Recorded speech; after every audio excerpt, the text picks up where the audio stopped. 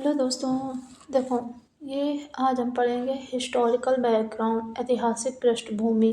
इसमें कंपनी का शासन और सम्राट का शासन ये हम आज पढ़ने वाले हैं। ठीक है, तो फिर स्टार्ट करते। पहले ये हिस्टोरिकल बैकग्राउंड कुछ बताया गया, इसके बारे में हम पढ़ लेते हैं।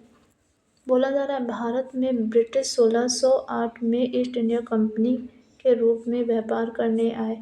1600 में महारानी एलिजाबेथ प्रथम के चार्टर द्वारा उन्हें भारत में व्यापार करने के विस्तृत अधिकार प्राप्त थे।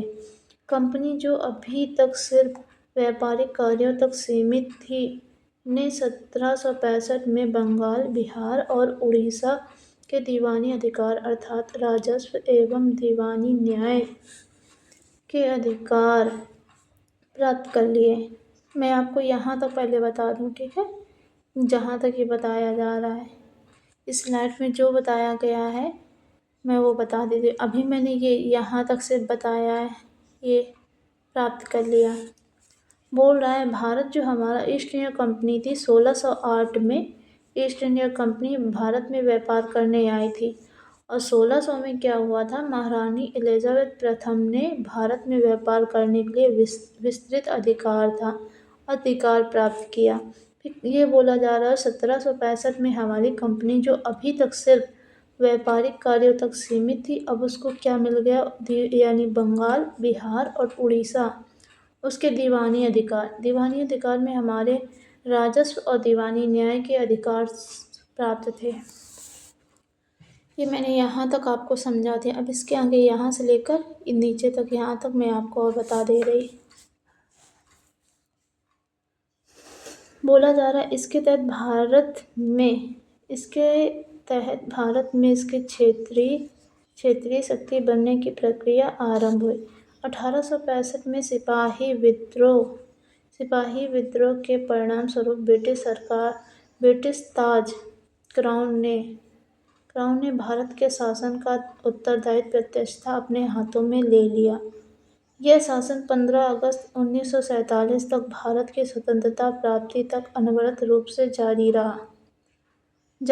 अब यहाँ तक देखो, ये बोला गया है कि जब बंगाल, बिहार और उड़ीसा के दीवानी अधिकार ब्रिटिश सरकार ने ले लिए, तो यहाँ से क्या हुआ, ये मतलब ईस्ट इंडिया कंपनी ने दीवानी अधिकार ले लिए, तो यहाँ से क्या हुआ, कंपनी क्षेत्रीय शक्ति बनने की प्रक्रिया आरंभ हो गई। और 1858 में जब सिपाही विद्रोह हो गया था, तब ब्रिटिश ताज ने क्या किया, भारत का शासन उत्तरदायित्व प्रत्यक्षता अपने हाथों में ले लिया। यानी यही से 1858 से हमारा सम्राट का शासन स्टार्ट हो जाता है। फिर ये बोला जा रहा है कि ये सम्राट का शासन कब तक चलता रहा, 15 अगस्त 1947 में भारत की स्वतंत्रता प्राप्ति तक अनवरत रूप तक जारी रहा। ठीक है, ये पूरा मैंने इतना पूरा आपको एक्सप्लेन कर दिया है। ये 1608 में क्या हुआ, 1665 में बंगाल, बिहार, उड़ीसा के बारे में बता दिया मैंने आपको। ये 1858 के बाद सिपाही विद्रोह के बारे में बता दिया, और प्रत्यक्षता अपने हाथों में ले लिया, इसके बारे में भी बता दिया। और 15 अगस्त 1947 जब तक हमको आज़ादी नहीं मिल गई, तब तक सम्राट का शासन चलता रहा हमारा। ये देखो, अब इसके आगे ये हमारा क्या बता रहा है, इसके बारे में ये चीज़ पढ़ते हैं हम। इसके आगे मैं पहले यहाँ से लेकर यहाँ तक बताऊँगी। फिर इसके बाद ये हमारे क्वेश्चन मेंस का दिया गया है, ये मेंस का क्वेश्चन है, इसके बारे में पढ़ेंगे। फिर ये दो चीज़ें दी गई हैं, आराम पढ़ रहे हैं। ठीक है, क्या बोल रहा है, स्वतंत्रता मिलने के साथ ही भारत के लिए एक संविधान की आवश्यकता महसूस हुई। यहाँ इसको अमल में लाने के उद्देश्य से 1946 में एक संविधान सभा का गठन किया गया और 26 जनवरी 1950 को संविधान अस्तित्व में आया। मैंने यहाँ तक आपको इसमें ये बोला जा रहा है, यहाँ से लेकर यहाँ तक, जब हमको स्वतंत्रता मिल गई, मिलने के साथ ही हमको क्या महसूस हुआ कि हमारे पास भी एक संविधान होना चाहिए। तो इसी को अमल में लाने के लिए उद्देश्य, किसको, संविधान को लाने के उद्देश्य में क्या किया, 1946 में एक संविधान सभा का गठन किया गया। गठन किया गया और 26 जनवरी 1950 में संविधान अस्तित्व में आ गया। मतलब 26 जनवरी 1950 को हमारा संविधान लागू कर दिया गया, अस्तित्व में आ गया। क्वेश्चन मेंस का ये मेंस का हमारा क्वेश्चन ये, ठीक है। क्या बोल रहा है?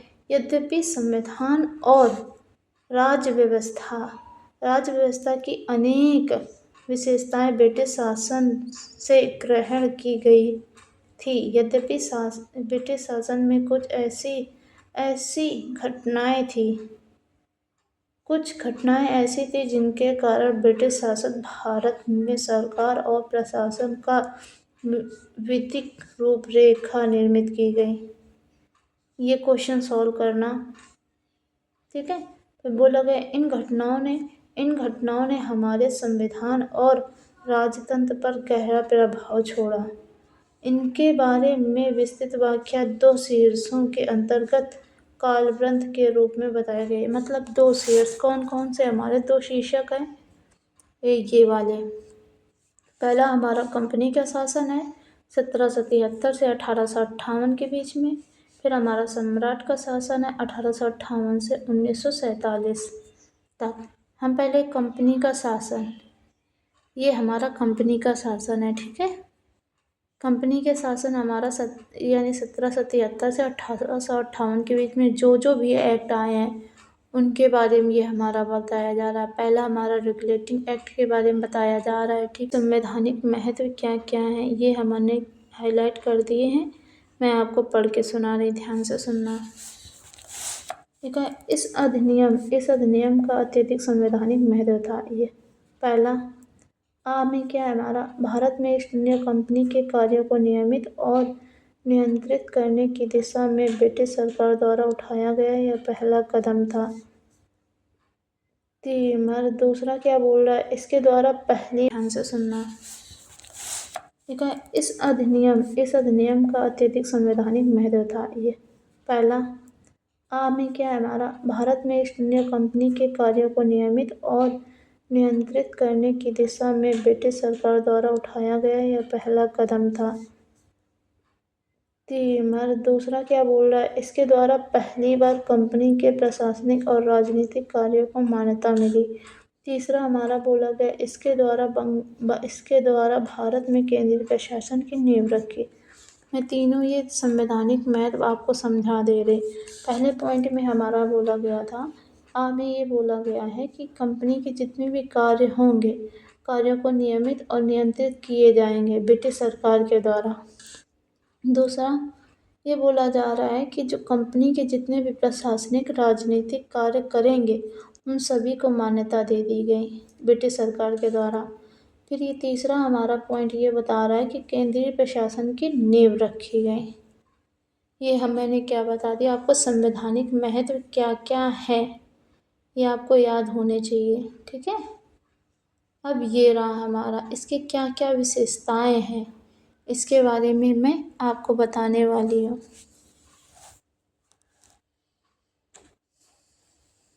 पहली विशेषता ये है हमारी, बोला जा रहा है इस अधिनियम द्वारा बंगाल के गवर्नर को बंगाल का गवर्नर जनरल पद के नाम दिया गया एवं इसकी सहायता के लिए एक 4 सदस्यीय कार्यकारी परिषद का गठन किया गया। उल्लेखनीय है कि ऐसे पहले गवर्नर लॉर्ड वॉर्न हेस्टिंग है। पहला पॉइंट ध्यान से देखो, पहला पॉइंट ये बोला जा रहा है कि हमारे बंगाल के जो गवर्नर थे अब उनको बंगाल का गवर्नर जनरल बोला जाएगा। उनकी सहायता के लिए क्या की जाएंगी, 4 सदस्यीय कार्यकारी परिषद बनाई जाएगी। और हमारे पहले गवर्नर कौन है, मतलब बंगाल के गवर्नर जनरल वॉरेन हेस्टिंग। ये बस इतना याद रखना कि बंगाल में गवर्नर जनरल, 4 कार्यकारी सदस्य और वॉरेन हेस्टिंग, ये हमारा पहला प्रावधान हो गया। दूसरा क्या बोल रहा है मेरा, बोला जा रहा है इसके द्वारा मद्रास एवं बम्बई के गवर्नर के बंगाल के गवर्नर जनरल के अधीन हो गए, जबकि पहले सभी प्रेसिडेंसियां एक दूसरे से अलग थे। दूसरा पॉइंट हमारा ये बोला गया है कि जो हमारा मद्रास और बम्बई के जितने भी गवर्नर थे, मतलब एक एक गवर्नर था, अब क्या हो गया, बंगाल के गवर्नर जनरल के अधीन हो गए। पहले सभी प्रेसिडेंसियाँ क्या थी, अलग अलग थी। ये हमारा सेकंड पॉइंट है। पहला पॉइंट देखो हो गया, बस ये जनरल 4 कार्यकारी सदस्य परिषद बनाई गई है, Warren Hastings, Madras, Bombay governor general के अधीन। ये हमारा थर्ड पॉइंट, ठीक है। थर्ड पॉइंट के बारे में पढ़ते हैं अब। अधिनियम के अंतर्गत कोलकाता में 1774 में एक उच्चतम न्यायालय की स्थापना की गई। इसके 4 मुख्य न्यायाधीश और 3 अन्य न्यायाधीश थे। ये हमारा चौथा वाला हो गया कि कोलकाता में हमारा एक उच्चतम न्यायालय बनाया गया, वो भी 1774 में, और एक हमारा मुख्य न्यायाधीश और 3 अन्य न्यायाधीश थे।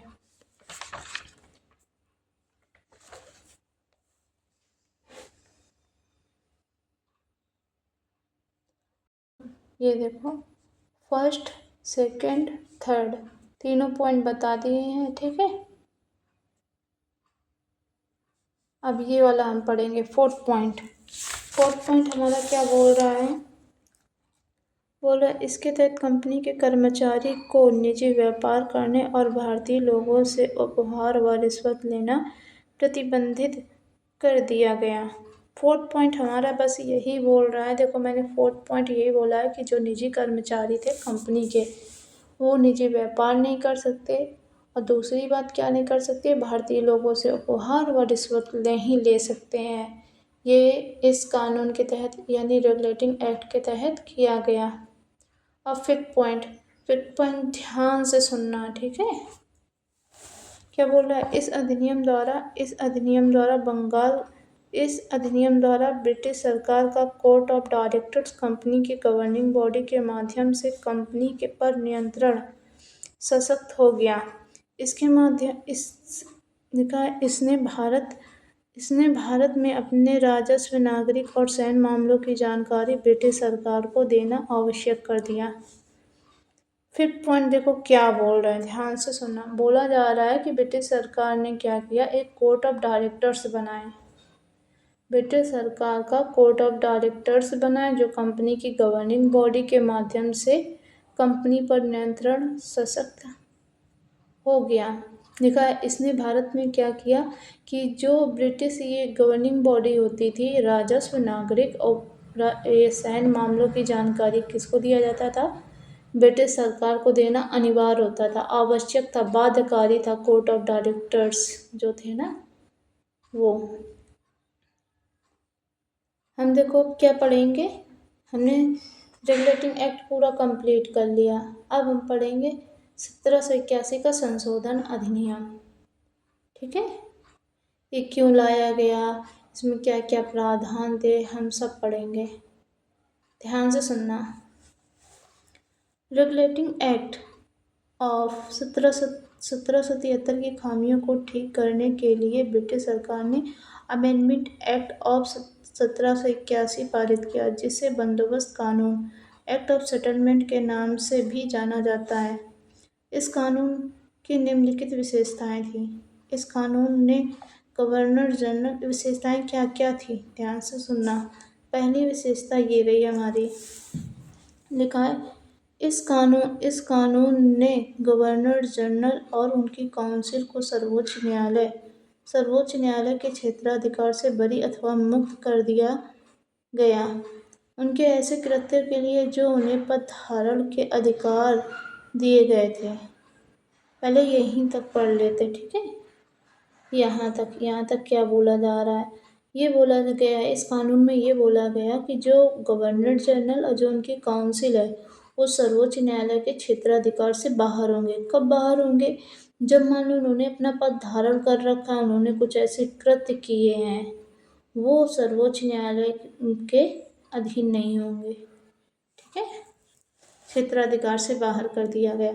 अब इसके आगे ये वाली लाइन ध्यान से सुनना, लिखा है उसी प्रकार कंपनी के सेवकों को भी उनकी कार्य करने के दौरान की गई कर की गई कार्रवाइयों के लिए सर्वोच्च न्यायालय के क्षेत्राधिकार से मुक्त कर दिया गया।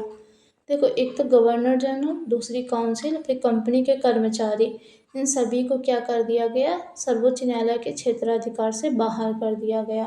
मतलब इन पर कोई केस नहीं चलाया जा सकता है। ठीक है। अब ये सेकंड पॉइंट, फर्स्ट पॉइंट मैंने करा दिया, अब सेकंड पॉइंट के बारे में करते हैं। लिखा है, इस अधिनियम, इस कानून में राजस्व संबंधी मामलों तथा राजस्व वसूली से जुड़े मामलों को भी सर्वोच्च न्यायालय के क्षेत्राधिकार के बाहर कर दिया गया। बस, और इसके साथ में क्या था, जो राजस्व संबंधी कुछ मामले हो गए और राजस्व वसूली जुड़े मामलों को सभी को क्या कर दिया गया, सर्वोच्च न्यायालय के बाहर कर दिया। मतलब कर्मचारी जब राजस्व के कोई मामले हो गए या फिर सर्वोच्च ये हमारा वसूलने कोई गए तो उन पर कोई केस नहीं कर सकते, कुछ भी किया जा सकता है हमारा। ठीक है। अब थर्ड पॉइंट ध्यान से सुनना। बोला जा रहा है, इस कानून द्वारा कोलकाता के सभी निवासियों को सर्वोच्च न्यायालय के क्षेत्राधिकार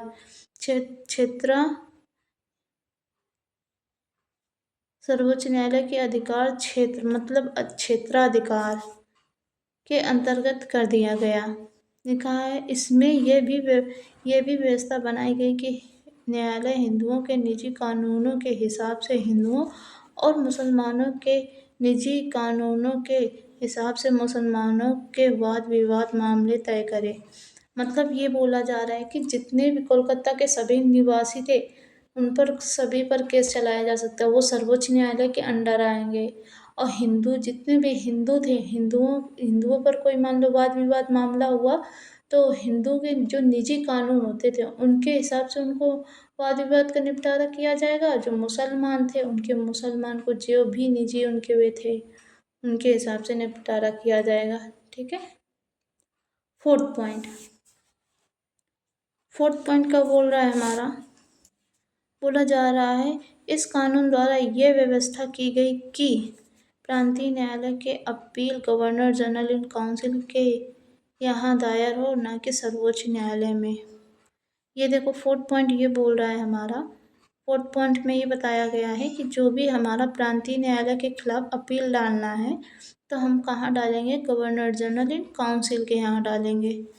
फिफ्थ पॉइंट लिखा है, इस कानून में गवर्नर जनरल इन काउंसिल को प्रांतीय न्यायालय और काउंसिल यानी प्रोविंस कोर्ट एंड काउंसिल्स के लिए नियम विनियम बनाने के लिए अधिकृत है।